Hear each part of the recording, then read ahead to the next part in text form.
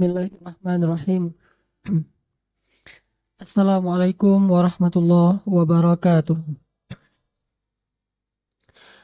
Innal hamdalillah nahmaduhu wa nasta'inuhu wa nastaghfiruh wa na'udzu billahi min shururi anfusina wa sayyiati a'malina.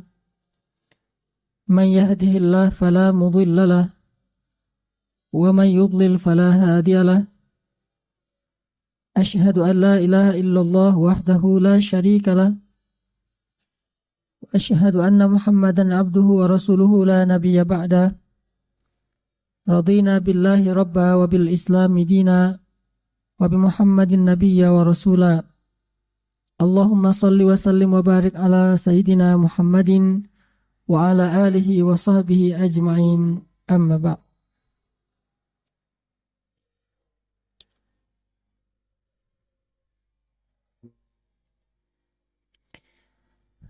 Ikhwati fillah,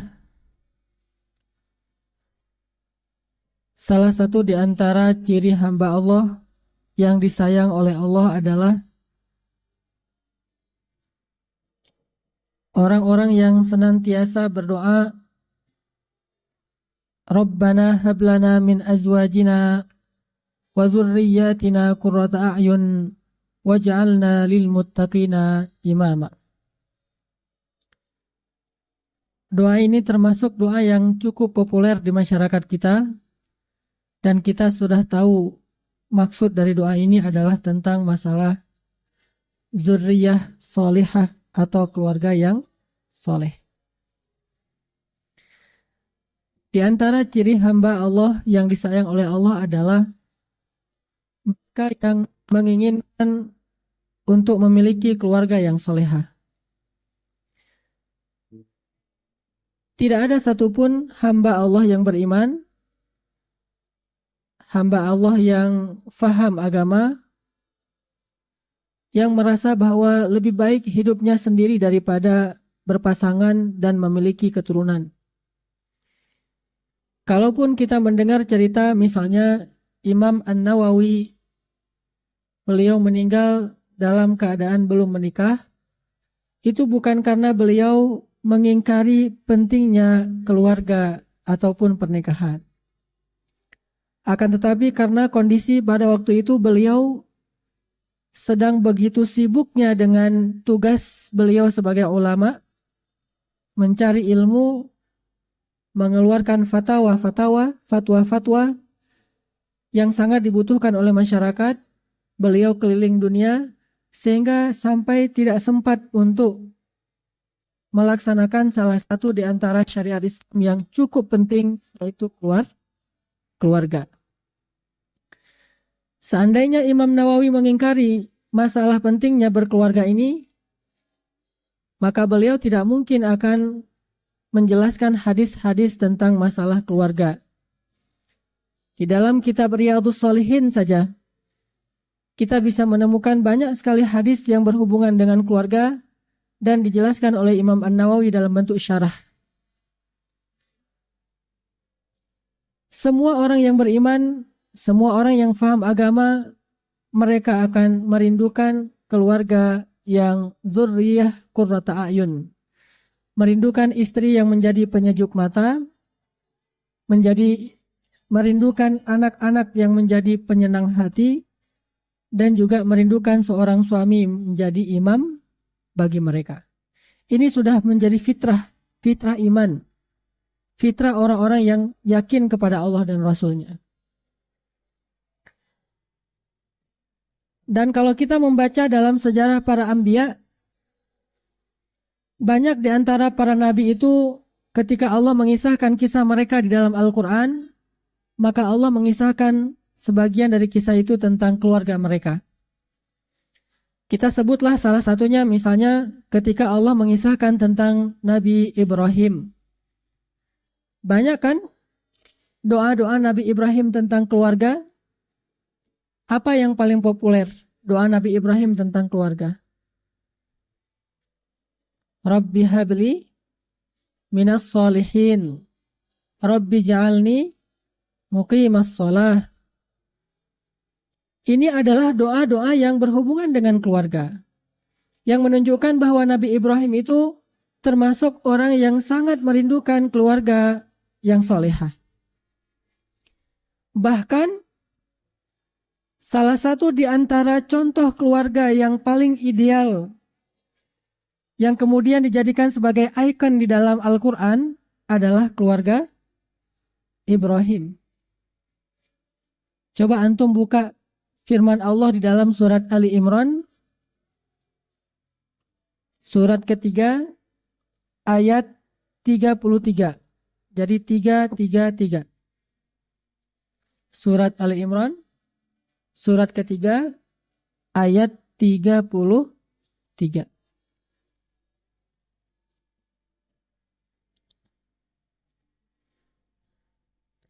A'udzu billahi minasy syaithanir rajim. Bismillahirrahmanirrahim. Inna Allah astafa Adam wa Nuhan wa ala Ibrahim وآل إبراهيم وآل عمران على العالمين ذرية بعضها من بعض والله سميع عليم. Sesungguhnya Allah telah memilih Adam, Nuh, dan keluarga Ibrahim dan juga keluarga Imran melebihi segala umat pada masanya masing-masing. Sebagai satu keturunan, sebagiannya adalah keturunan dari sebagian yang lain. Allah Maha mendengar dan Maha mengetahui. Di dalam ayat ini Allah Subhanahu wa taala menyebutkan dua keluarga yang menjadi simbol dzurriyyah salihah. Yang menjadi simbol keluarga yang paling baik, yang paling soleh, yang paling ideal, yang paling layak untuk kita contoh sebagai uswatun hasanah. Pertama adalah ala Ibrahim, keluarga Ibrahim, dan yang kedua ala Imran, keluarga Imran. Ini menunjukkan bahwa hal yang salah satu yang terpenting dalam kehidupan kita adalah membangun al-usrah as-salihah sebagai asas dakwah di dalam masyarakat. Apabila keluarga seorang muslim itu baik, maka insya Allah masyarakat pun akan baik. Tetapi apabila keluarga seorang muslim itu hancur-hancuran, banyak masalah, maka dia akan menjadi sumber masalah juga nanti di masyarakat. Sehingga salah satu tujuan di antara pernikahan, tujuan di antara memiliki keturunan, tujuan di antara keluarga, di antara berkeluarga adalah untuk membangun mujtama, membangun masyarakat yang solih. Maka dari itulah Allah Subhanahu wa taala sangat sayang kepada seorang hamba yang sungguh-sungguh membangun keluarganya menjadi dzurriyyah yang qurrata a'yun, yang sungguh-sungguh membangun keluarganya menjadi dzurriyyah yang solehah, yang sungguh-sungguh untuk menjadi seorang imam yang adil bagi orang yang bertakwa, sehingga dengan kesungguhannya itu di dalam rumah tangga, maka Allah Subhanahu wa taala nanti akan memberikan rahmat yang besar ke dalam masyarakat dan umat. Sehingga salah satu di antara ciri hamba yang disayang oleh Allah itu adalah hamba yang merindukan dan sungguh-sungguh membangun keluarga yang solihah. Lalu Allah buatlah gambaran, apa gambaran dzurriyyah qurrata a'yun? Istri, anak, suami, kan di situ ketiga kan? Di dalam surat Al-Furqan, Rabbana hablana min azwajina, istri, wa dzurriyyatina, anak, waj'alna, suami. Jadi ada istri, anak, dan suami. Ada berapa hal? Tiga elemen. Kalau kita membaca ayat tentang pernikahan, biasanya yang paling suka dibaca di surat apa? Surat Ar-Rum. Apa istilah yang paling populer yang diambil dari surat itu? sakinah, mawaddah, warahmah. Tahu artinya? Kita sering mengucapkan istilah sakinah, mawaddah, warahmah. Selamat ya, semoga sakinah, mawaddah, warahmah. Tapi nggak semua orang Indonesia yang mengucapkan istilah ini faham arti sakinah, mawaddah, warahmah. Itu diambil dari surat Ar-Rum.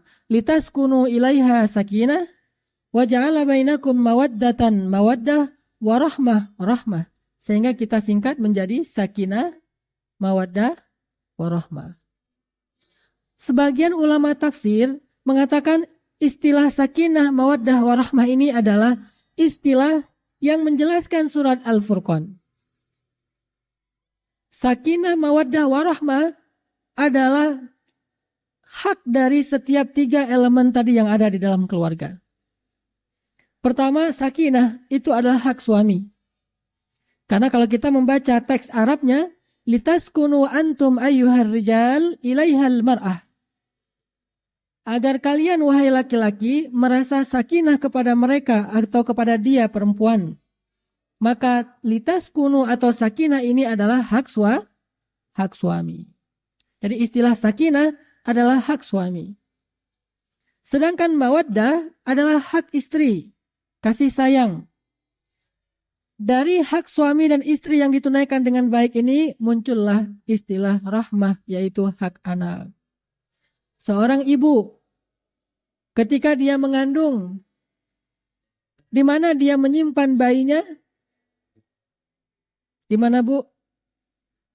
Di dalam rahim. Rahim itu istilah Arab. Dari istilah rahmah kemudian menjadi rahim, artinya kasih sayang, rahmah. Tapi bukan almarhum ya. Rahim, almarhum juga dari kata rahmah. Apa arti almarhum? Yang dirahmati atau rahimahullah atau almarhum. Jadi sakinah adalah hak suami, mawaddah adalah hak istri, dan rahmah itu adalah anak. Apa maksud dari sakinah? Agar muncul keluarga yang solihah, harus memenuhi 3 hak ini. Hak suami yang pertama adalah sakinah. Apa maksud sakinah? Secara terjemahan, sakinah itu artinya menjadi tenang. Apanya yang tenang? Tenang syahwatnya. Semua ulama sepakat itu. Jadi kalau ditanya, ini mah nikahnya pasti gara-gara hawa nafsu ya? Jawab, ya. Pasti kamu nikahnya gara-gara hawa nafsu kan? Kan dianya cantik. Bilang aja, ya. Oh, berarti kamu berdosa kalau nikah hawa nafsu. Siapa bilang berdosa menikah hawa nafsu? Bukankah salah satu tujuan dari pernikahan itu adalah untuk menenteramkan hawa nafsu? Hawa nafsu itu liar, tetapi ketika dia dihalalkan, maka menjadi ibadah. Tapi kalau tidak dihalalkan, dia menjadi dosa besar. Jadi kalau orang menikah karena hawa nafsu, salah satunya ya, bukan satu-satunya. Salah satu alasannya menikah itu karena hawa nafsu, terutama laki-laki nih. Nggak usah munafik kalau bahasa orang sekarang ya. Memang ada yang menikah nggak karena hawa nafsu? Ada sih, tapi jarang. Kalau dibilang, enggak kok saya bukan karena hawa nafsu, dia takut bilang karena hawa nafsu. Misalnya ditanya, pasti kan kamu nikah karena hawa nafsu? Enggak bukan karena hawa nafsu. Kalau gitu coba aja kamu menikah dengan nenek-nenek, mau enggak? Gitu kan dibilang. Ini salah pemahaman Islamnya. Terlalu parsial. Enggak paham tentang Islam yang syumul, yang menyeluruh. Dia pikir hawa nafsu itu seluruhnya jelek. Enggak lah. Wa amma man khafa maqama rabbih wa nahan nafsa 'anil hawa fa innal jannata hiyal ma'wa. Islam adalah agama solusi. Ketika Allah mengatakan wa nahan nafsa 'anil hawa, nahan nafsu. Jadi bahasa Indonesia kan? Nahan nafsa, jadi nahan nafsu. Itu kan bahasa Arab. Siapa yang nahan nafsa? Allah menyuruh kita nahan nafsu, tapi solusinya gimana? Gimana cara menahan nafsu? Terutama ini bagi laki-laki yang sulit menahan nafsu. Kalau perempuan sulit menahan lisan. Kalau laki-laki sulit menahan kemaluan. Itu hadis, kata Nabi, di antara yang paling banyak memasukkan orang ke dalam neraka itu 2. 1 lisannya, 2 kemaluannya. Perempuan cenderung secara umum, walaupun gak semuanya, lisan yang paling sulit untuk dia jaga. Laki-laki cenderung secara umum, walaupun gak semuanya, paling sulit menjaga adalah hawa nafsunya. Dan itu ada solusinya. Allah memberi solusi. Salah satu solusinya adalah pernikahan. Solusi lain kalau nggak sanggup menikah apa? Puasa. Jadi kalau mau sakinah dengan puasa, sebetulnya kalau yang disebut sakinah itu tentram, ngantuk, mungkin iya puasa bisa buat orang ngantuk kali ya.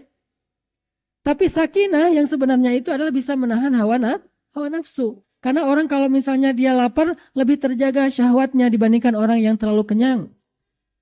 Makanya diberikanlah syariat berpuasa. Sehingga kalau ditanya, apakah karena hawa nafsu? Ya, karena hawa nafsu. Salah satunya. Itulah sebabnya ketika memilih pasangan, istri, yang pertama dilihat apa? Apakah agamanya? Itu yang keempat. Keturunan? Itu yang ketiga. Harta? Itu yang kedua. Dan yang pertama apa? Jamal, kecantikan. Kecantikan. Kenapa kecantikan? Karena itu salah satu hal yang dicari dalam pernikahan, litaskunu ilaiha, untuk menenteramkan hawa nafsunya. Sehingga Allah berfirman di surat Al-Mu'minun, walladzina hum li furujihim hafizun. Menjaga kemaluan. Gimana cara jaga kemaluan? Illa ala azwajihim aw ma malakat aymanuhum. Dengan cara dia menikah sehingga dia bisa menyalurkan syahwatnya secara halal kepada istri-istrinya atau kepada budaknya. Bahkan kepada budak pun boleh. Cuma sekarang gak ada budak. Emang boleh Ustadz? Boleh. Budak gimana Ustadz? Budak yang kita dapatkan dari peperangan. Setelah selesai perang kita menang, dapat perempuan-perempuan dalam peperangan itu budak kan? Itu boleh dinikahi tanpa harus perwalian dari walinya, tanpa harus izin dari walinya. Boleh dinikahi dan dipergauli seperti istri. Cuma karena orang Islam sekarang gak pernah menang perang, gak adalah fikih itu. Dulu fikih itu ada. Termasuk siapa yang dinikahi oleh Nabi tanpa perwalian dari walinya ketika pulang perang Khaybar? Sofia. Memangnya Sofia tanya ke bapaknya dulu, mana bapaknya? Udah meninggal. Tanya ke keluarganya, nggak ada keluarganya. Dia satu-satunya dan dia dalam keadaan sedang ditawan oleh pasukan kaum muslimin. Sebelum Rasulullah mau menikahi Sofia, udah ada tuh yang ngincer-ngincer Sofia tuh. Ada sahabat yang diam-diam ngelirik-ngelirik Sofia. Lalu ketika pembagian ghanimah, para tawanan ini dihadirkan. Rasulullah tanya ke si sahabat ini, apa yang kamu inginkan? Kata dia, Sofia. Apa yang kamu inginkan? Kata sahabat ini, Sofia ya Rasulullah. Rasulullah kemudian cemberut. Kata Rasulullah, Allah sudah memberikan dia untukku. Kalau udah pakai Allah mah susah ya. Udah pakai wahyu. Allah sudah memberikan Sofia untukku. Kamu cari yang lain. Oh ya udah deh Rasul. Yang enak, yang cantik-cantik dan Rasul. Akhirnya dia cari yang lain. Akhirnya Sofia dinikahi sama Rasul. Dan Sofia pun ditanya. Dia sendiri yang ditanya. Enggak ada walinya. Bagaimana menurutmu hai Sofia? Kata Sofia, aku menerima apapun yang engkau tawarkan. Maka menikah dengan Rasulullah. Au ma malakat aymanuhum. Budak. Kepada istri-istrinya atau kepada budaknya, dia boleh menyalurkan syahwatnya, furujihim. Dan itu, fa innahum ghairu malumin. Mereka dengan cara-cara kayak gitu, nggak tercela. Dengan cara yang Allah jelaskan tadi dua, itu tidak tercela. Giliran kita mencela. Wah pasti gara-gara hawa nafsu. Kenapa kita mencela apa yang Allah tidak cela? Giliran orang yang jelas-jelas berzina, فَمَنِ ابْتَغَى وَرَاءَ ذَلِكَ فَأُولَئِكَ هُمُ الْعَادُونَ. Siapa yang menyalurkan syahwatnya dengan cara selain dua ini, فَأُولَئِكَ هُمُ الْعَادُونَ. Itulah orang yang melampaui batas. Tapi yang menyalurkan syahwat dengan dua cara ini, قَدْ أَفْلَحَ الْمُؤْمِنُونَ. Coba, beda banget mindset kita dengan mindset Al-Quran. Kita baca Al-Quran bukan untuk bangun mindset. Kita baca Al-Quran untuk menumpuk pahala. Kalau kita baca Al-Quran untuk membangun mindset, kita jadi tahu, oh ini boleh-boleh saja. Oh ini mah gak tercela, ini mah wajar-wajar aja, ini mah normal, ini mah standar. Tapi kalau kita baca Al-Quran sekedar untuk numpuk pahala, ketika dihadapkan dengan sedikit masalah-masalah kayak gini, kita bingung. Kita bilang orang tuduhan macam-macam. Padahal menurut Allah saja, fa'innahum ghairu malumin. Mereka tidak tercela, tapi mereka dicela. Tidak tercela, cuma dicela oleh manusia. Sedangkan yang jelas-jelas tercela, di media dia tampilkan bahwa dia melakukan perbuatan selain dua ini, kemudian dia dipenjara, kemudian dia bebas, semuanya kami mendukung, kami mensupport, kami apa segala macam. Padahal menurut Allah, fa'innahum ulaika humul adun. Mereka itu melampaui batas. Kebalik-balik masyarakat kita. Gara-gara Al-Quran tidak dibaca untuk membangun pemahaman, tetapi dibaca sekedar untuk membangun pundi-pundi pahala. Jadi, ikhwati sekalian, mulai sekarang fahamnyalah bahwa istilah sakinah itu bukan istilah lempeng aja asal bilang sakinah, mawaddah, warahmah, bukan. Istilah sakinah adalah istilah yang khusus menjadi hak seorang suami. Salah satu yang paling besar di situ adalah litaskunu ilaiha, artinya agar syahwat seorang suami itu bisa tersalurkan secara halal. Kemudian kalau kita membaca hadis tentang litaskunu ilaiha menjadi hak suami, maka istri atau perempuan yang paling keren menurut hadis, khairun nisa. Apa arti khairun nisa? Perempuan yang keren itu, kalau kita terjemahin ya, kalau sebaik-baik perempuan kan udah biasa nih.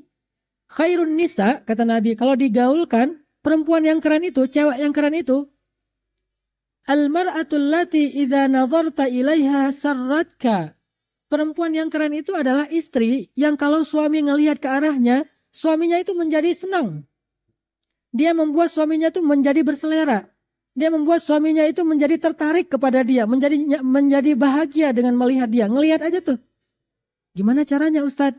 Berarti akhwat sekalian, nanti kalau jadi istri atau yang sudah jadi istri, belajar menggoda suami.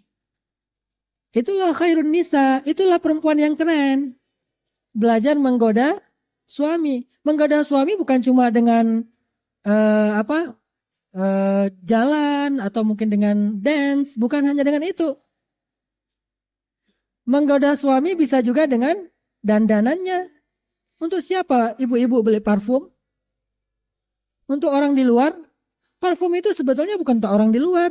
Parfumnya seorang perempuan, misalnya ibu-ibu nih, senang, kawat yang ibu-ibu nih, senang dengan aroma vanila misalnya. Pengalaman ya Ustadz? Ya, misalnya senang dengan aroma vanila. Kan manis tuh rasanya, rasa vanila kan? Pakailah itu di rumah. Setelah selesai mandi pakai parfum vanila. Ketika suaminya datang, ketika dikecup di pipinya ada aroma vanila. Ketika memeluk suaminya ada aroma vanila. Itulah yang disebut dengan khairun nisa. Perempuan yang keren. Cewek yang keren itu kayak gitu tuh. Bisa menggoda suaminya sehingga litaskunu ilaiha. Ketika suaminya tadi nonton TV dengan iklan yang macam-macam modelnya. Ketika suaminya tadi di jalan dengan berbagai macam model penampilan orang di luar. Kan gejolak hawa nafsu seorang suami. Sehingga kata Nabi, kalau kamu di luar melihat sesuatu yang gak boleh kamu lihat, maka segeralah pulang kan? Untuk apa segera pulang? Untuk sakinah. Kenapa suami pulang kalau dia sedang sedang gejolak hawa nafsunya? Supaya dia memperoleh sakinah. Makanya Allah dan malaikat melaknat seorang perempuan yang ketika diajak oleh suaminya tanpa ada alasan-alasan atau uzur syar'i dia menolak keinginan suaminya. Kenapa? Tidak memberikan hak suami dan itu bahaya bagi laki-laki. Mungkin dia tidak akan berzina, tetapi setidaknya ketika dia tidak berzina pusing kan dia? Pusing nggak? Pusing. Kalau nggak gitu, gimana caranya nih pusing banget? Ini laki-laki, ini bukan vulgar ya, ini memang harus kita pahami. Karena orang Indonesia nggak paham yang gini-gini, atau mungkin pura-pura nggak paham. Dia akan pusing. Kalau dia pusing gimana? Dia akan salurkan dengan cara-cara yang haram atau minimal yang makruh. Banyak cara-cara yang haram dan makruh. Sehingga mulailah dia berimajinasi segala macam. Untung-untung kalau dia tidur malam itu dalam keadaan kecewa, tapi akhirnya maaf, mungkin dia bisa mimpi dan selesai sudah. Kalau nggak mimpi, tidur lagi kan?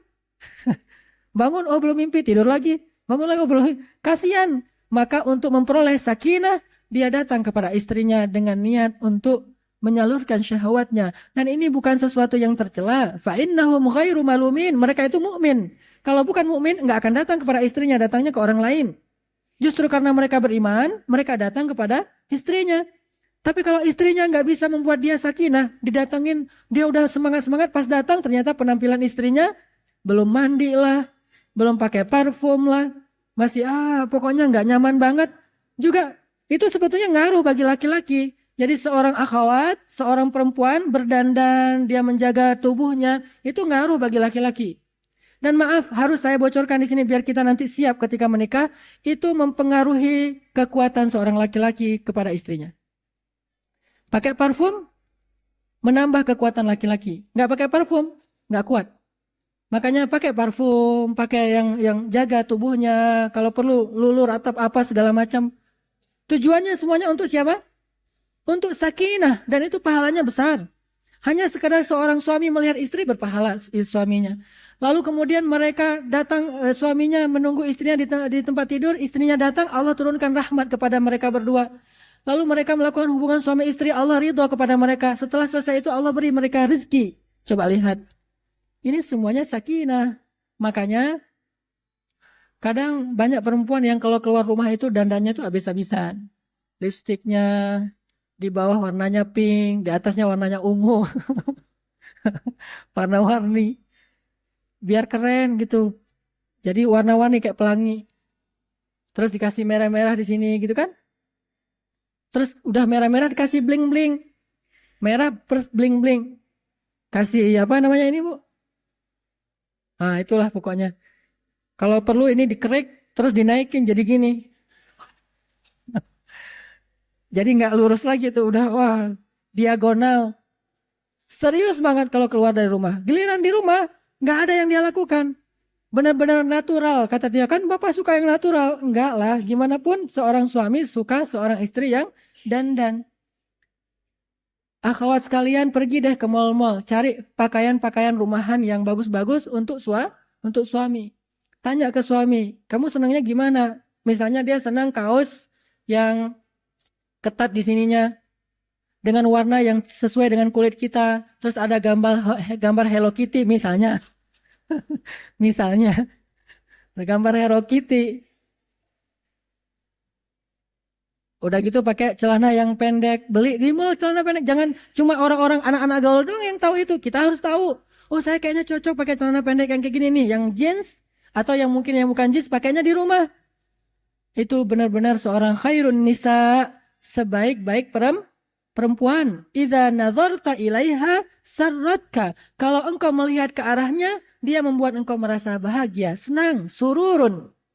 Jangankan menyenangkan suami, menyenangkan orang lain aja, itu pahalanya tuh besar. Ketika seorang sahabat bertanya ke Rasulullah, ya Rasulullah, ya Rasulullah, apakah amal yang paling disukai oleh Allah? Apakah amal yang paling disukai oleh Allah? Kata Nabi, sururun tudkhiluhu fi qulubil mu'minin. Amal yang paling disukai Allah itu adalah surur, bahagia, senang. Yang engkau masukkan ke dalam hati orang-orang yang beriman. Apalagi kalau orang yang beriman ini adalah suaminya sendiri. Berusahalah wahai ayyatuhal akhawat. Berusahalah untuk menyenangkan pasangan kita. Kalau belum menikah, masih ada kesempatan belajar. Belajar deh, jadilah pembelajar sejati. Baca di internet, di Google, cewek yang keren tuh gimana bagi seorang cowok. Yang cowok nanti ada babnya sendiri. Sehingga, ketika kita menikah, maka kita benar-benar membuat suami itu merasa nyaman, bangga, sakinah. Dia tidak perlu khawatir. Kalau ada masalah dengan hawa nafsunya, dia tinggal pulang dan dia nyaman di rumahnya. Makanya muncullah hadis-hadis dari Aisyah, rata-rata dari Aisyah ya. Karena Aisyah ini paling pintar ngegodain Rasulullah. Sehingga rata-rata hadis tentang sakinah ini munculnya dari Aisyah. Sampai Nabi ketika sakit keras, karena beliau merasa nyaman banget bersama Aisyah. Sebelum beliau wafat, beliau tanya, hari ini jatah siapa? Kata istri-istrinya, jatah si fulan. Kalau besok jatah siapa? Jatah si fulan. Besoknya lagi jatah siapa? Jatah si fulan. Terus kapan Aisyahnya? Beliau pengen tahu kapan Aisyah, tapi nggak enak nanya Aisyah kapan, nggak enak. Cuma nanya besok siapa, lusa siapa, lusanya lagi siapa. Akhirnya istri Nabi tahu maksud Rasul pengen ke rumah Aisyah, sehingga mereka mengatakan, ya Rasulullah, marilah kami antarkan ke rumah Aisyah. Tidak masalah, kamu sedang sakit, maka jatah-jatahan nggak pakaian. Nggak pakai jatah-jatahan deh, ke Aisyah aja nggak apa-apa. Rasulullah tersenyum bahagia. Kenapa? Sakinahnya di Aisyah. Sehingga ketika ditanya oleh sahabat, siapa manusia yang paling engkau cintai ya Rasulullah? Siapa jawabannya? Aisyah. Istri yang cantik banyak. Istri yang kaya juga ada. Istri yang muda, memang rata-rata istri Nabi itu muda. Setengahnya muda, setengahnya tua. Jadi yang muda itu bukan cuma Aisyah. Aisyah, Sofia, Hafsah, Maria. Ini kan muda-muda, ini kan Zainab. Ini muda-muda. Tetapi Aisyah yang paling membuat Rasulullah sakinah. Bukan karena perawan juga, tetapi karena emang pintar dalam membahagiakan suami. Jadi kalau ngelihat Aisyah tuh, Rasulullah tuh jadi apa? Jadi senang gitu. Gimana rasanya ngelihat pasangan senang? Gimana caranya tuh? Belajar Bu. Penting sekali itu. Penting sekali. Gimana ketika suami ngelihat istrinya, suaminya tuh jadi senyum. Walaupun capek jadi bisa senyum. Gimana caranya? Memang harus dipelajari, dan itu ilmu psikologi ada, ilmu komunikasi ada di situ. Termasuk ilmu tentang gaul juga ada di situ. Buat suami itu merasa seret kalau dia melihat ke arah istri, dia merasa senang. Sehingga baru disebut sakinah. Namanya dzurriyyah qurrata a'yun. Rabbana hablana min azwajina. Ya Allah, anugerahkanlah kepada kami istri yang qurrata a'yun. Apa arti qurrata a'yun? Yang menyejukkan mata. Istilah menyejukkan mata dalam bahasa Arab, kalau bahasa Indonesianya nyenengin hati. Istri yang menyenangkan hati. Istri yang menyenangkan hati bukan hanya solehah. Kalau suaminya pulang dia lagi sholat. Suaminya pergi dia juga lagi sholat. Suaminya mau tidur, dia lagi baca Quran. Suaminya bangun tidur, dia juga lagi baca Quran. Bukan itu aja. Itu hanya salah satu contoh. Dan itu bukan satu-satunya.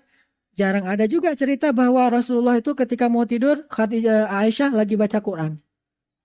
Terus pas Rasulullah bangun tidur tengah malam, Aisyah udah bangun duluan dan dia lagi baca Quran loh. Keren banget kan? Enggak ada hadis kayak gitu. Terus kalau Rasulullah baru datang dari jauh, ternyata di ketok-ketok pintu gak ada yang buka. Ternyata ngapain? Aisyah lagi baca Quran, panjang lagi bacaannya tuh. Sehingga Rasulullah nunggu di depan pintu. Gak ada tuh. Ternyata bukan itu. Itu adalah hubungan seorang perempuan dengan Allah. Tapi hubungan dia dengan suami bukan bab itu.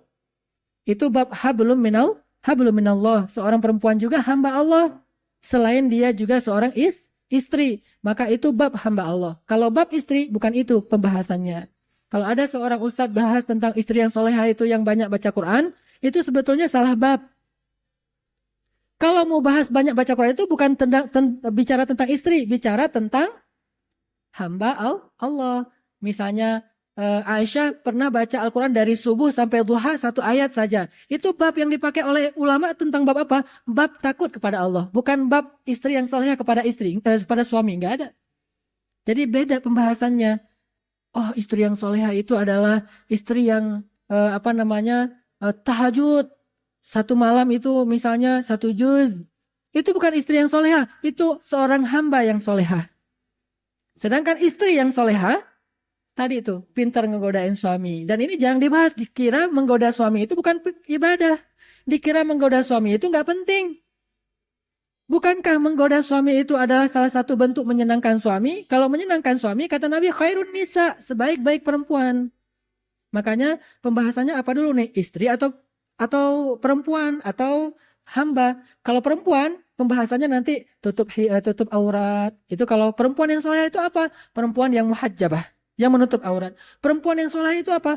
Perempuan yang menundukkan pandangan. Itu perempuan yang soleh. Hamba yang soleh itu apa? Hamba yang ahli ibadah. Ibu yang soleh itu apa? Ibu yang pintar mendidik anaknya. Istri yang solehah, istri yang pintar menggoda suaminya. Makanya beda-beda pembahasannya. Kok saya baru dengar dari Ustadz ya? Ternyata menggoda itu ibadah. Ya, selama ini kebalik-balik babnya. Kita nggak memahami sesuai dengan babnya masing-masing. Kalau kita memahami dengan babnya masing-masing, ternyata istri yang soleha bukan yang menutup aurat, justru yang banyak membuka aurat.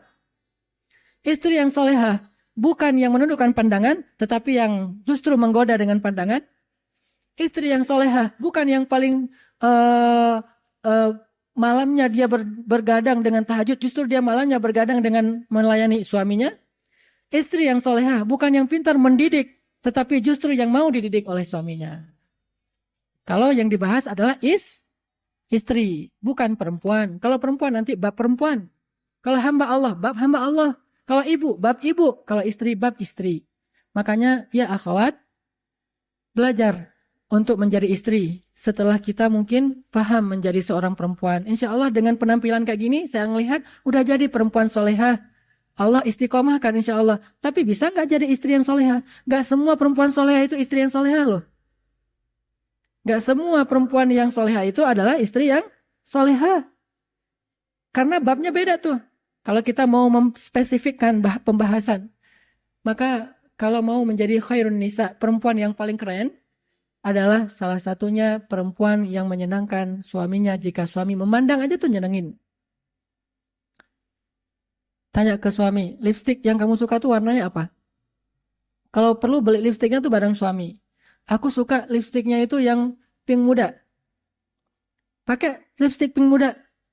Aku suka lipstiknya itu yang ada lapisan lilin gitu yang agak-agak mengkilap gitu.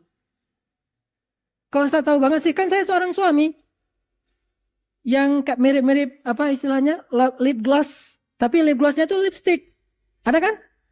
Nah, lip gloss tapi lipstick. Bukan cuma lip gloss kan cuma ngebasahin bibir doang. Ini ada lipsticknya, ada warnanya. Nah, itu keren tuh. Pakai. Terus model rambut pendek atau panjang atau setengah atau ikal atau cepak, ya terserah lah. Tergantung selera suami, mau cepak pun boleh. Oh saya keren, saya seneng rambutnya ikal, gaya-gaya cewek-cewek Spanyol gitu. Oh ya udah ikalin aja tuh, diikalin. Saya seneng rambutnya agak-agak kayak gini, mirip-mirip polwan, ya udah seginiin. Saya seneng rambutnya panjang kayak orang Korea misalnya, panjangin dan lurus, tergantung selera. Semua itu ibadah, wahai ibu-ibu, wahai akhwat. Ketika kita berusaha untuk menyenangkan suami. Dan berbahagialah kalau suami senang. Bukan orang lain senang kita bahagia. Dipuji sama orang lain kita senang. Dipuji sama orang lain kita bahagia. Bukan. Kalau dipuji suamilah kita bahagia. Dan insya Allah, kalau dari awal pernikahan si istri ini udah care masalah ini, insya Allah suami itu nggak akan pelit dengan pujian. Pasti dia akan puji, wah keren banget, mama keren banget. Atau yayang keren banget misalnya. Kalau dia sungguh-sungguh.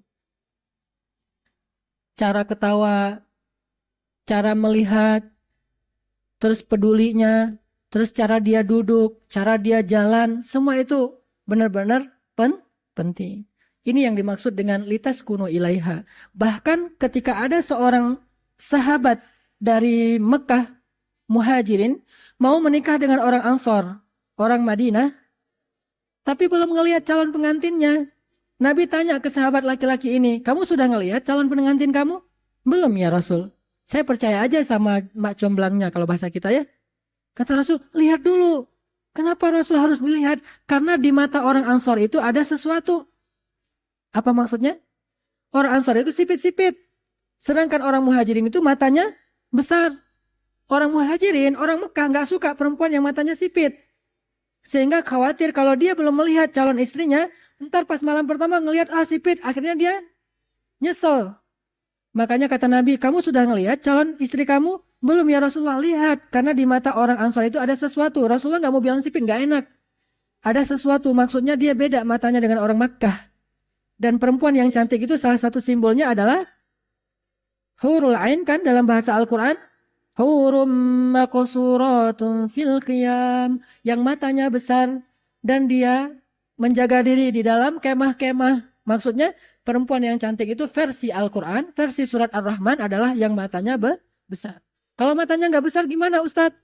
Gampang, pakai bulu matanya di jadi kesannya kayak orang pas acara pengantinan tuh gimana? Saya kadang-kadang nggak kenal dengan beberapa orang yang selama ini saya kenal, pas dia jadi pagar ayu. Jadi pagar ayu itu ternyata matanya tiba-tiba jadi besar. Dengan make up kan ya. Oh, mata ini ya ditebelin bulu matanya, terus ini ya garis kanan dan kirinya tuh agak tarik dikit. Jadi kesannya oh matanya lebar. Nah, ini semuanya adalah simbol kecantikan yang Allah gambarkan sendiri di dalam Al-Quran, digambarkan oleh Rasul di dalam hadis. Tujuannya apa? Tujuannya bukan untuk buat fitnah di luar rumah.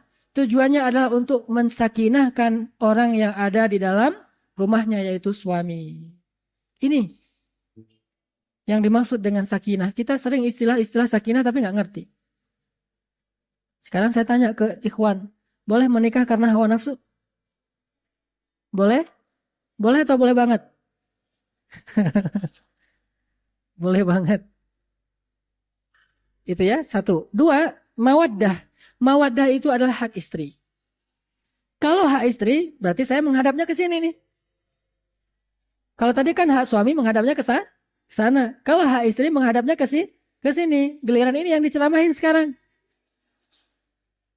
Apa itu hak istri? Mawaddah. Apa itu mawaddah? Kelembutan, romantisme, itu hak istri.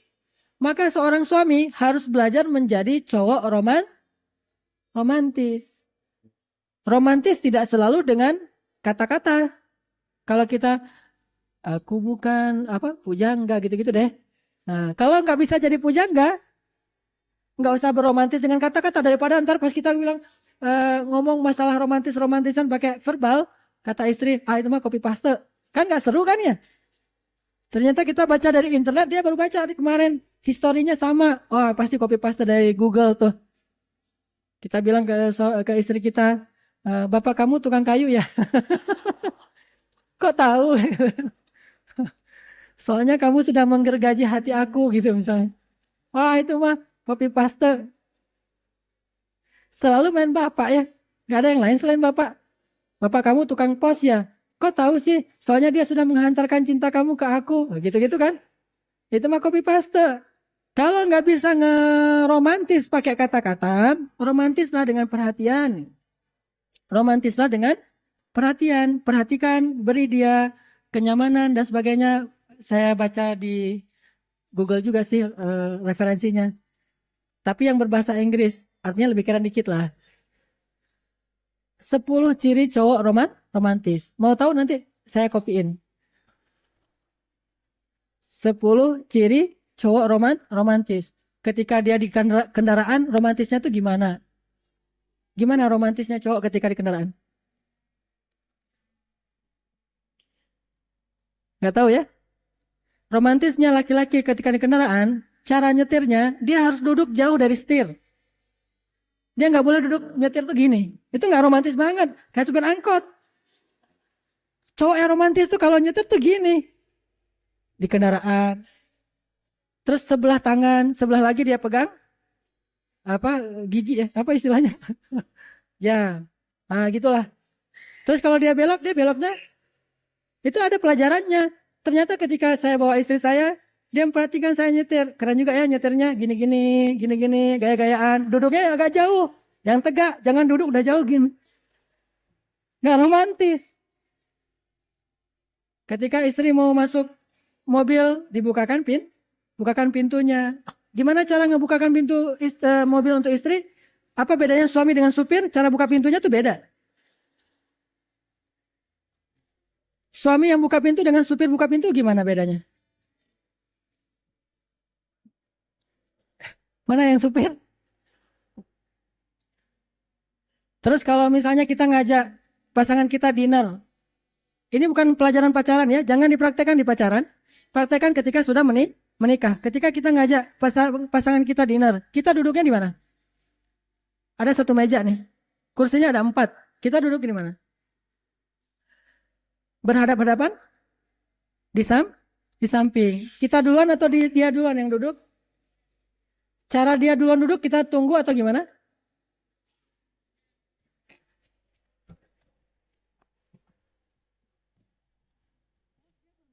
Dia berdiri, setelah dia berdiri, jangan langsung ditarik. Ini meja, pas dia datang,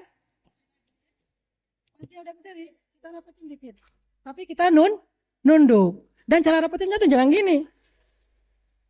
Kursinya tuh dipegang dari bawah. Dia duduk, baru kita duduk di sebelah. Saudara kok tahu? Baca dong. Karena kita punya hak dari mereka, yaitu sakinah. Mereka punya hak dari kita, yaitu mawaddah. Belajarlah. Istrinya belajar, perempuan belajar, laki-laki belajar. Hasilnya rahmah. Makanya mawaddah, Rasulullah itu sangat romantis kepada istri. Salah satu adegan romantisnya ketika naik kendaraan, saat Rasulullah membawa pulang Sofia. Sofia ini terkenal orangnya agak kecil. Nggak setinggi Aisyah, nggak setinggi Hafsah. Dia agak kecil. Sehingga ketika dia mau naik ke atas unta, nggak bisa naik. Gimana caranya Rasulullah membiarkan dia naik? Rasulullah dengan kerennya, dengan kesatrianya, beliau langsung begini. Sofyan berdiri di atas lututnya Rasulullah. Sekarang kan mobilnya nggak gitu-gitu amat ya, kecuali mau naik truk. Kalau mau naik truk, mama silakan naik ke atas truk. Mungkin kita jongkok gitu. Ini kan naiknya mobil biasa, bukan mobil truk. Kalau dulu kan onta, sama kayak truk. Jadi cara naikkan istri ke atas onta, nanti kalau pas umrah tuh, siapa yang umrah bawa istri, cara naikin istri ke atas unta, duduklah biarkan istrinya yang berdiri di atas lutut kita. Dan setelah dia berdiri, lututnya itu jangan disapu di depan dia. Itu nggak romantis banget. Dia berdiri kan pasti kotor kan lutut kita. Udah gitu pas kita berdiri gini-gini. Itu nggak keren banget cowok kayak gitu tuh. Masa ada cowok kayak gitu ya? Biarin aja kotor. Nanti ujung-ujung pas dia nggak ngeliat baru gitu-gitu. Kalau dia masih ngeliat jangan. Artinya hadis-hadis Rasul tentang mawaddah beliau kepada istri-istrinya itu banyak. Dan itu kita belajar. Walaupun kita bukan manusia yang perfect, kita nggak kayak Rasulullah. Dan kita nggak sempurna seperti Rasulullah, tetapi minimal kita belajar bukan persis kayak Rasul, nggak. Artinya dari adegan-adegan romantismenya Rasulullah bersama istri menunjukkan bahwa mawaddah itu penting dalam keluarga. Mawaddah itu penting. Dan kita sesuai dengan zuruf itu keadaan. Kita bisa mengembangkan ilmu itu di dalam kondisi-kondisi yang kekinian. Dengan kecenderungan perempuan yang ada di kita. Beda dengan yang ada di Arab misalnya. Sehingga memberikan mawaddah kepada istri. Termasuk memanggil dia dengan panggilan yang baik. Termasuk membelai dia, jangan tidur duluan. Lebih bagus sih istri duluan yang tidur. Walaupun saya belum bisa kayak gitu selalu. Kadang-kadang hilang duluan, istrinya belakangan. Berusahalah untuk istri lebih duluan yang tidur, suaminya belakangan. Bangunnya, suami duluan, istri belakangan. Apa buktinya? Hadis Rasulullah selalu bangun duluan. Aisyah masih tidur. Akhirnya Rasulullah sholatnya di mana? Di sebelah Aisyah. Nah itu menjadi dalil bahwa persentuhan suami istri itu tidak batal wudhu. Aisyah raba-raba mana Rasulullah, ternyata dapat jempolnya, lagi sholat. Aisyah lanjutin tidurnya. Rasulullah tidur di sebelah sholat di sebelah Aisyah. Ketika Rasulullah sudah selesai sholat tahajud, baru Rasulullah membangunkan Aisyah untuk sholat witir. Nggak tega dibangunin untuk tahajud, kasihan. Karena sholat Rasulullah kan panjang banget. Sehingga Rasulullah mengajak Aisyah sholatnya pas witir. Itu juga romantis. Termasuk hadis ketika Rasulullah datang, Aisyah sedang dalam keadaan nggak masak hari itu kan ya? Masak itu tugas istri atau bukan, ibu-ibu? Masak? Tugas istri atau bukan masak? Masak itu bukan tugas istri. Istri nggak ada kewajiban memasak. Terus kalau lapar gimana? Beli aja warung Padang. Nggak ada kewajiban seorang istri harus masak. Tidak ada kewajiban seorang istri harus nyapu rumah. Nyapu rumah, nyuci pakaian, itu nggak ada tuh. Terus kewajiban istri apa? Tadi tuh, yang sakinah tadi. Kalau yang ini bonus dari istri, karena istrinya soleha banget, maka dia masak, maka dia nyuci baju, maka dia membersihkan rumah. Itu pahalanya pahala sedekah. Tapi jangan sampai gara-gara yang pahala sedekah, dia sampai tidak menunaikan kewajiban yang pertama tadi. Gara-gara sibuk masak, gara-gara sibuk nyapu, akhirnya nggak sempat dandan. Itu dandan itu nomor 1, masak dan nyapu itu nomor 2. Kalau misalnya masih sempat dandan, ya udah masak dulu aja deh. Karena suami pulang masih sejaman lagi, misalnya masak sebentar, setelah itu dandan. Jadi suami pun ketika pulang dan ternyata nggak ada makanan di rumah, jangan nyalahin istri. Mama ngapain aja di rumah? Dan pak, wah kerjaan dan. Ya emang dan kerjaannya kan ya. Bahasa Arabnya perempuan apa? Selain nisa. Al-mar'ah. Bahasa Arabnya cermin apa? Mir'ah. Al-mar'ah tuhibbul mir'ah. Perempuan itu suka cermin. Al-mar'ah dan mir'ah itu saudara kembar. Gak bisa dipisah. Makanya cuma bedanya apa? Kan bahasa Arab itu kan gak ada barisnya kan?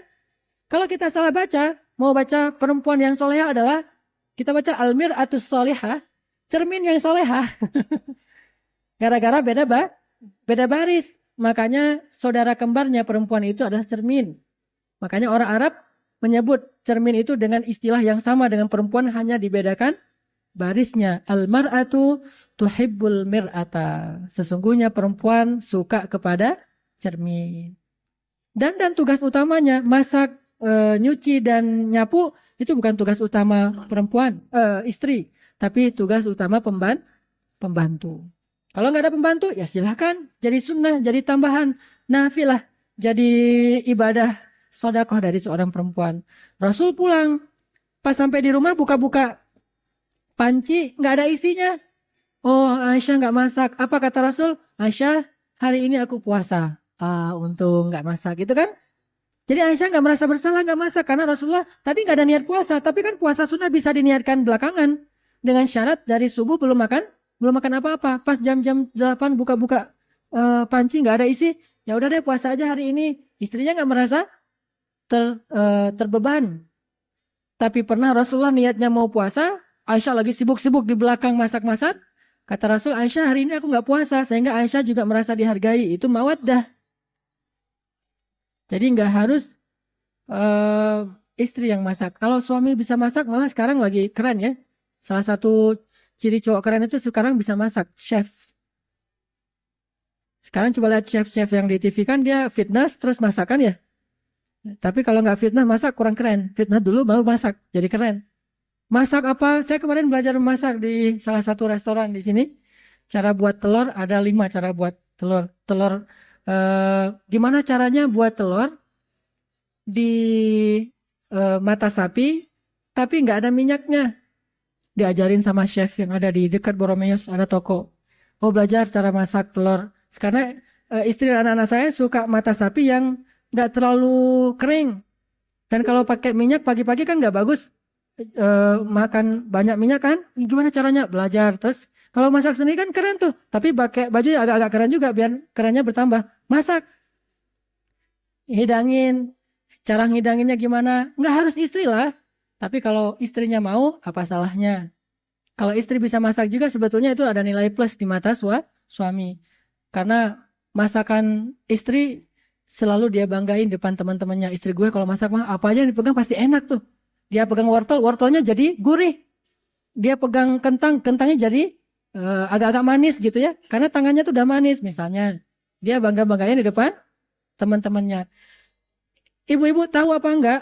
Atau yakin, percaya apa enggak? Laki-laki itu suka membanggakan istrinya di depan teman-temannya. Sebagaimana perempuan juga suka membanggakan suaminya di depan teman-temannya. Maka jadi nilai plus. Tapi enggak wajib memasak.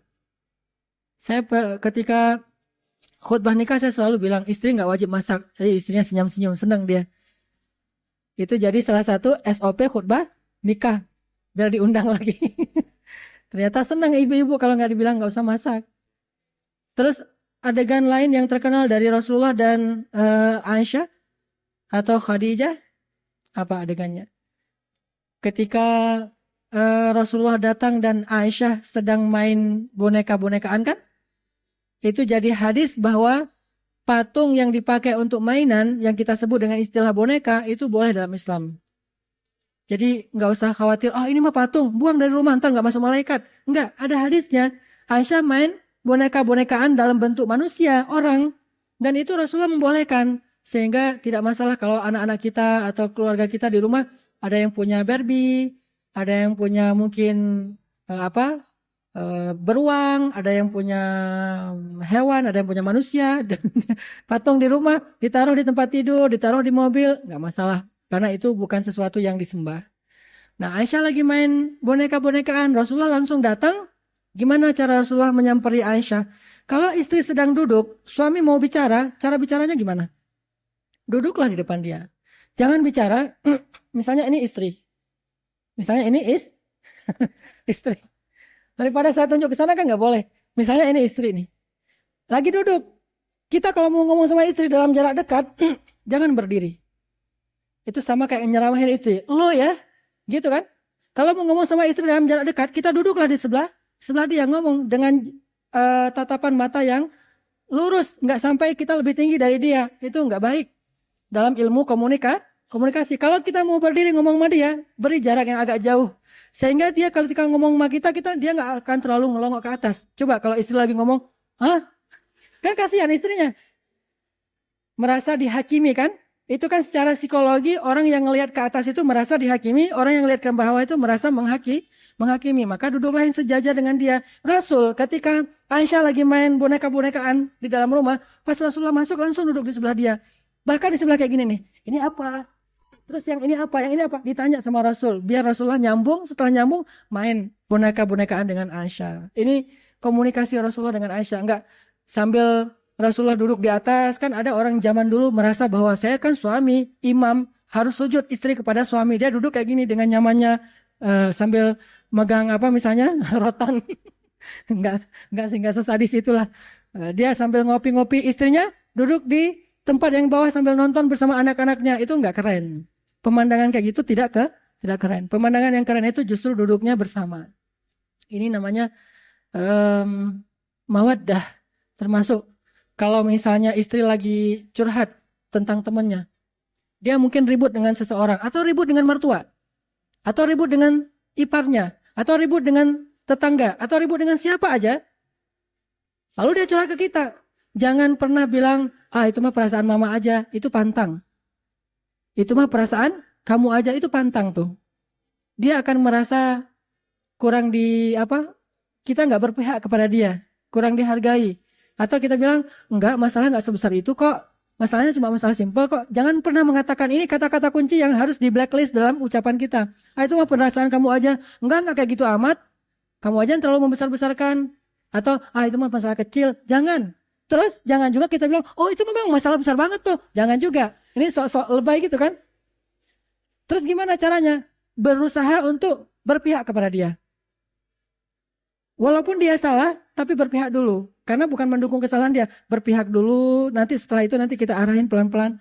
Itu udah etika komunikasi yang romantis. Jadi nggak boleh kita, istri lagi curhat panjang lebar, kita bilang, masalahnya cuma gitu aja. Ternyata, kirain masalah apa gitu. Ternyata cuma masalah kayak gitu doang. Saya udah dengar serius-serius, dia kan diam aja kan. Istri itu bagusnya perempuan, lebih banyak diam kalau dengan suaminya. Kecuali dengan teman-temannya agak susah diam. Tapi kalau dengan suaminya dia diam aja. Nah kalau laki-laki dengan istrinya, dia buruknya nggak bisa diam. Kalau dengan orang lain, baiknya dia bisa diam. Aneh ya, kebalik-balik. Seharusnya dia dengan istrinya itu dia berusaha untuk nyenangin hati istrinya. Dia berpihak kepada istrinya dan istri nanti insya Allah akan merasa dibela gitu. Ketika seorang istri bisa merasa dibela oleh suaminya, dia akan bangga banget kepada suaminya. Berarti saya dapat pelindung. Ada yang ngebelain. Walaupun dalam hati kita memang dia yang salah. Tetapi jangan langsung bilang memang kamu yang salah. Saya kan orangnya objektif. Saya nggak akan berpihak kepada yang salah. Qulil haq walau kana murran. Katakanlah yang benar walaupun pahit. Udah. Pakai hadis lagi. Katakanlah yang benar walaupun pahit. Udah pahit langsung setelah itu. Jangan. Jadi mawaddah. Nanti bisa banyak tambahan yang lain. Terus yang terakhir rahmah. Rahmah itu kasih sayang dari Allah Subhanahu wa taala. Makanya inti dari pernikahan itu salah satunya adalah memperoleh keturunan yang menyejukkan mata, baik laki-laki ataupun perempuan. Dan Nabi SAW juga sering mengatakan, perbanyaklah anak, sesungguhnya aku membanggakan umatku nanti di padang mahsyar dengan banyaknya jumlah mereka kan ya? Dengan banyaknya jumlah mereka. Jadi istilah banyak anak ini bukan istilah berarti banyak anak, banyak rezeki dan lalu kemudian berlepas tanggung jawab, enggak. Tapi maksudnya Kalau seorang ayah itu punya banyak anak dan dia bisa mendidik kerjasama dengan istrinya pastinya, bisa mendidik dan menafkahi, itu jauh lebih utama dalam Islam daripada seorang ayah dan ibu yang punya anak cuma 2. Jadi nggak ada cerita 2 lebih baik, nggak ada. Tergantung, kalau misalnya dia punya banyak anak ternyata terlantar, itu banyak dosa malah. Tapi kalau banyak anak dia nafkahi secara zahir, dia tarbiyah secara batin, dia berikan pemahaman agama yang baik, jadi anak yang soleh, bahkan berprestasi, ini justru ayah yang luar biasa. Makanya di Palestina dalam kondisi perang, mereka rata-rata anaknya itu lebih dari 10. Kenapa? Kalau anaknya sedikit, habis sudah mujahid. Dan alhamdulillahnya Allah memberikan di sana banyak anak laki-laki dibandingkan perempuan. Sehingga bisa langsung dipakai untuk jihad. Bukan berarti nggak ini anak perempuan, nggak. Maksudnya di sana dibutuhkan anak laki-laki karena kebutuhan jihad. Rata-rata yang saya kenal teman-teman dari Palestina itu, para ulama-ulama dan mujahid yang saya tahu, itu rata-rata anaknya lebih dari 10 dan setengahnya lebih laki-laki. Sekitar 15 tahun kemudian udah jadi calon prajurit baru. Coba bayangin kalau 15 orang berarti setiap tahun muncul prajurit baru dalam satu keluarga tuh. Sehingga kata Nabi, maaf, ini kata Nabi bukan kata Ustaz Hanan. Kata Nabi dalam hadis Bukhari, laki-laki yang memiliki istri lebih dari 1, itu lebih baik daripada laki-laki yang memiliki istri cuma 1. Kenapa Nabi sampai bilang gitu? Bukan soal poligaminya, soal dia bisa memiliki peluang punya anak lebih banyak. Dengan punya anak lebih banyak pula kebaikan-kebaikan yang bisa dia berikan di tengah-tengah masyarakat. Kalau dia benar. Kalau nggak benar, anak 1 aja bisa jadi jalan masuk neraka. Makanya tergantung siapa laki-lakinya dulu nih. Kalau laki-lakinya faham agama dan dia bertanggung jawab memberikan nafkah, lebih baik dia punya banyak anak. Nah, cuma terbentur sekarang di masyarakat kita itu rasa tidak enak dengan istilah cinta sejati. Cinta sejati itu walaupun istrinya nggak punya anak, nggak bisa melahirkan. Saya punya seorang teman, istrinya ini mungkin karena diuji oleh Allah ya, ada penyakit sehingga dia nggak bisa punya anak. Kata dokter mereka udah konsultasi berkali-kali, terakhir kemarin mereka mau punya anak lewat cara anak bayi tabung. Ternyata udah 3 kali uji coba bayi tabung nggak berhasil karena masalahnya di istrinya. Kata dokter 1% dari 100% cuma 1% kemungkinan istri bapak bisa punya anak. Saya bilang ini bukan soal saya ngusulin yang jelek-jelek ya, tetapi punya anak itu penting. Makanya kalau istri ini paham, dia akan mengusulkan, jangan ceraikan saya, tapi menikahlah lagi agar kamu punya anak. Itu kan yang diusulkan oleh Sarah kepada Ibrahim, sehingga Ibrahim menikah dengan Hajar. Lalu Ibrahim punya anak Ismail, lalu Allah beri balasan kepada Sarah karena kebaikannya Ishak. Dari Ishak muncul keturunan Nabi, Yakub, Yusuf, dan sebagainya sampai Isa. Tapi di kita itu disebut pelanggaran terhadap cinta sejati. Entah apa arti cinta sejati dalam persepsi orang Indonesia. Mungkin terlalu banyak baca Shakespeare ya, sehingga cinta sejatinya persepsinya barat. Kalau dalam Islam, cinta sejati itu adalah cinta karena Allah. Mana yang menurut Allah itu baik, itulah cinta sejati. Mana yang menurut Allah itu buruk, maka itu pengkhianatan terhadap cinta sejati. Di kita enggak, cinta sejati itu adalah cinta versi Shakespeare atau orang-orang barat. Makanya karena itulah akhirnya dia terbeban, dia murung sendiri, dia mau memutuskan mau menikah lagi, enggak enak sama istrinya juga enggak punya inisiatif kesadaran, ini salah. Kalau dalam pemahaman Islam ini salah. Kecuali istrinya tidak punya cacat dan bisa memberikan anak kepada suaminya, ini lain lagi babnya. Ini istrinya enggak bisa memberikan anak, berarti dia salah. Dia harus membiarkan suaminya memiliki anak, karena bisa jadi orang yang seperti ini kalau mendidik anak jauh lebih baik, sehingga nanti muncul kebaikan di tengah-tengah masyarakat. Karena salah satu tujuan dari pernikahan itu adalah islahul mujtama', memperbaiki masyarakat. Serius amat? Oke. Sakinah, mawaddah, warahmah. Sakinah hak siapa? Mawaddah hak siapa? Rahmah itu adalah anak. Maka mudah-mudahan Allah Subhanahu wa taala menjadikan kita termasuk di antara orang yang merindukan keluarga yang solehah. Lalu ketika Allah beri kita kesempatan untuk berkeluarga, untuk membentuk keluarga yang solehah, maka Allah memberikan kita kesiapan untuk memberikan hak orang-orang yang menjadi tanggungan kita. Seorang istri memberikan hak suami, yaitu sakinah.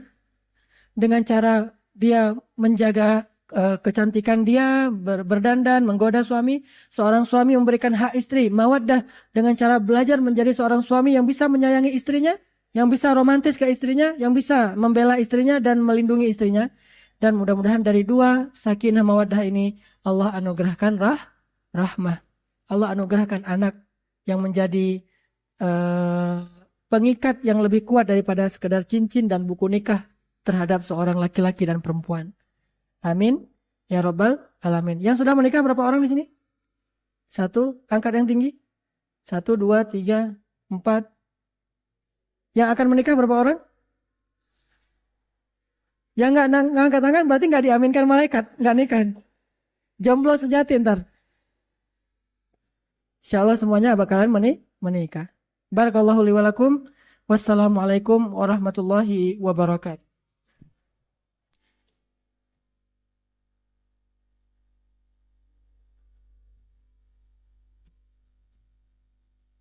Ya, kajian taklim ahad sekarang kajian yang paling romantis ya.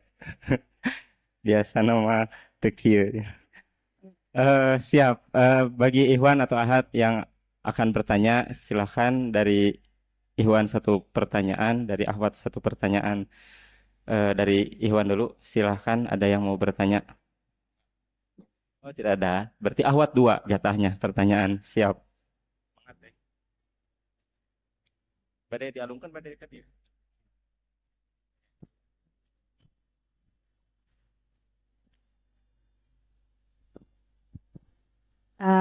Assalamualaikum. Nama saya Fitri Ustadz. Saya ingin bertanya, misalkan ada seseorang gitu ya yang berniat misalkan ingin menikah dengan kita, tapi dia tuh plan gitu, mau nikah apa enggak, mau nikah apa enggak, sampai misalkan bawa-bawa bunga dicopotin satu-satu, nikah enggak, nikah enggak, nikah enggak, nikah enggak gitu. Dan ke kitanya tuh malah jadi pusing gitu. Sebenarnya dia tuh mau-mau atau enggak gitu. Menurut Ustadz bagaimana sih gitu menghadapi orang yang seperti itu?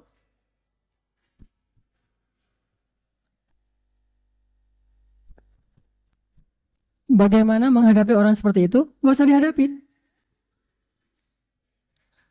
Ya, masih banyak yang serius masih banyak. Jadi tunggu yang serius saja. Kalau cuma pengen seru-seruan, have fun, cuma jalan-jalan doang, ngisi waktu luang, berarti dia bukan orang yang baik. Kalau dia orang yang baik, maka dia tidak akan lama-lama. Kalau dia niatnya serius, bertanggung jawab, dia sudah memiliki kemampuan, maka lamar saja, khitbah. Tapi kita pun sebelum mengatakan ya juga harus ta'aruf kan. Ta'aruf itu beda dengan ta'arufan. Ta'aruf tujuannya pertama untuk mencari tahu tentang calon pasangan kita. Kedua untuk mencari tahu apakah kita ngeklik nggak ke dia. Dan bagi yang belum nikah, saya pesankan sebagai orang tua nih. Bagi yang belum nikah ya, khusus bagi yang belum nikah, sebagai orang tua, saya pesankan kalau menikah, selain masalah agama, yang paling penting untuk jadi pertimbangan itu cinta. Benar-benar harus dirasakan di sini nih. Kalau nggak kerasa di sini, tapi orangnya baik, orangnya soleh, orangnya udah nggak kerasa di sini, tunggu dulu deh, tunggu sampai kerasa. Kalau nggak kerasa, jangan dulu. Kenapa? Nggak akan baik nanti hubungannya. Kalau hanya sekedar mengandalkan agama belum selesai. Makanya Nabi menikah dengan istri-istrinya. Satu yang beliau pakai cinta, dua yang beliau pakai cinta, Khadijah dan Aisyah, itu beda banget hasilnya kan? Makanya itu jadi pertimbangan juga, walaupun agama nomor satu pastinya, cuma cinta itu harus dipertimbangkan. Dan gimana kita cinta itu kita tahu ada apa enggak? Rasain aja di sini. Kalau bahasa kerennya, close your eyes, listen to your heart. Rasain aja di sini. Ada enggak di sini? Kalau enggak ada di sini, enggak usah deh. Tapi kalau yang ada di sini cuma enggak ada dalam agama, agamanya enggak baik, cuma kerasa banget di sini, suruh dia perbaiki agama. Cinta itu penting. Makanya, dan jangan bilang cinta itu sesuatu yang nista, enggak. Cinta itu anugerah dari Allah. Allah Subhanahu wa taala Maha Cinta. Orang-orang yang beriman akan kami berikan wudda, kami berikan cinta. Makanya kalau dia enggak serius, berarti dia belum ngerasain apa-apa dalam hatinya. Antara ya enggak, ya enggak, ya enggak. Ntar udah nikah, gitu lagi gimana? Makanya dia nggak serius, jangan. Cari yang lain, tunggu yang lain. Bukan cari yang lain, tunggu yang lain. Dan sekedar informasi, saya punya banyak sekali yang mau menikah tapi belum jelas calon-calonnya nih. Jadi kalau udah ada yang pengen nikah boleh menghubungi saya. Bukan dengan saya, dengan banyak calonnya di dalam ini ada sekitar kalau yang perjakanya dan keren-keren ada sekitar 5 orang. Ada yang hafiz, ada yang pengusaha muda, masih perjaka, masih anak muda. Yang perempuan juga banyak. Ada beberapa orang yang juga ini ke saya, nanti silakan Ustaz mau ini. Terutama yang akhwat, karena kalau diperkenalkan dengan cara kayak gini insya Allah lebih selamat. Kita Ustadznya tahu ini siapa, si fulan ini bagaimana latar belakangnya, keluarganya seperti apa. Daripada ujuk-ujuk ketemu di mall, tukar nomor PIN BB, jadi kan bahaya juga tuh. Jadi cobalah untuk mencari dengan cara yang baik. Ada lagi? Bismillahirrahmanirrahim, Ustaz. Ya. Kan tadi yang rentan itu yang ada 2. Yang pertama itu lisan dan yang kedua itu kemaluan. Nah, yang kemaluan itu kan untuk pria dan ininya menikah. Sedangkan yang itu lisan, menjaga lisan, nah itu bagaimana, Ustaz? Gitu. Solusi menjaga Perempuan. lisan. Iya, untuk perempuan. khairan aw liyasmut, hendaklah berkata-kata yang baik atau diam. Kalau laki-laki hendaklah menikah atau puasa kan? Kalau perempuan hendaklah berkata-kata baik atau diam. Puasanya sama dengan diam, menikahnya sama dengan berkata-kata baik, sama 2 solusinya. Bagi laki-laki menikahlah atau puasa. Bagi perempuan berkata-kata yang baik-baik aja. Kalau ngomong tuh yang enak, yang menghasilkan kebaikan. Kalaupun nggak berpahala minimal yang baik lah. Kalau nggak pun berpahala. Kalau nggak bisa juga, ya udah diam. Itu solusi.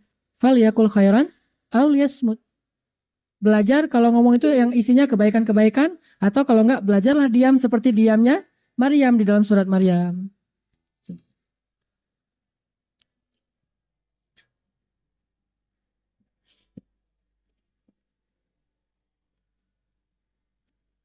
Ya.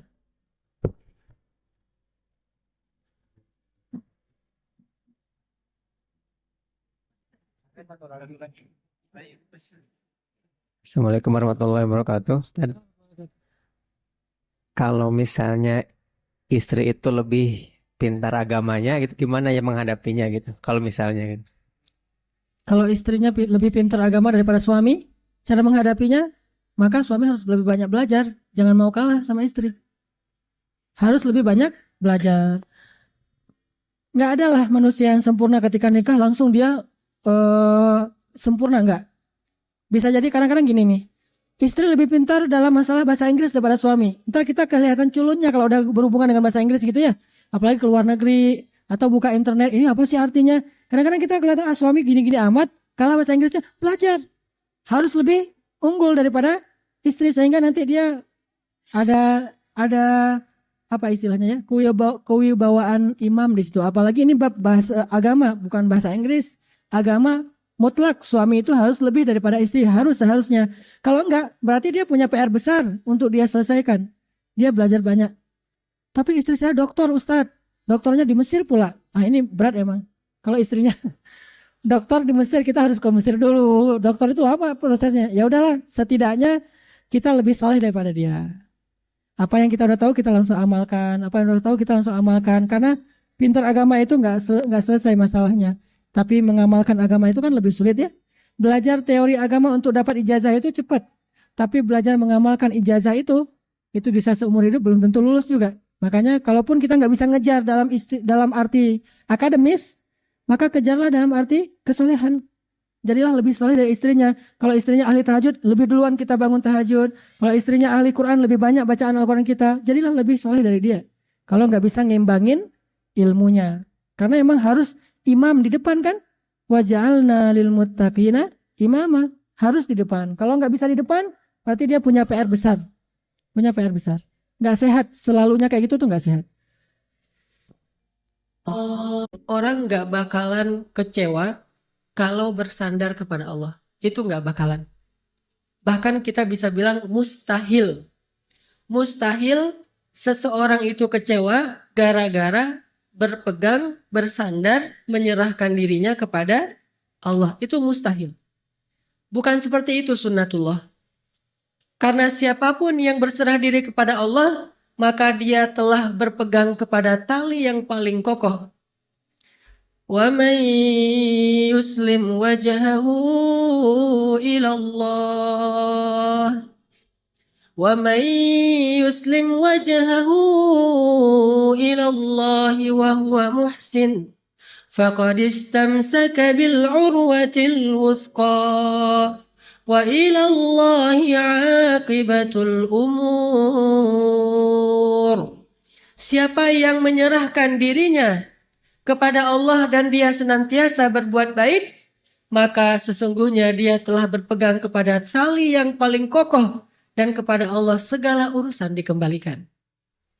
Jadi nggak ada orang yang kecewa kalau dia berpegang kepada Allah. Masalah apapun, masalah rezeki, masalah jodoh, terutama yang kedua. Kalau kita bergantung kepada Allah dalam urusan jodoh, maka insya Allah kita nggak akan kecewa. Mak comblang yang paling baik itu adalah Allah.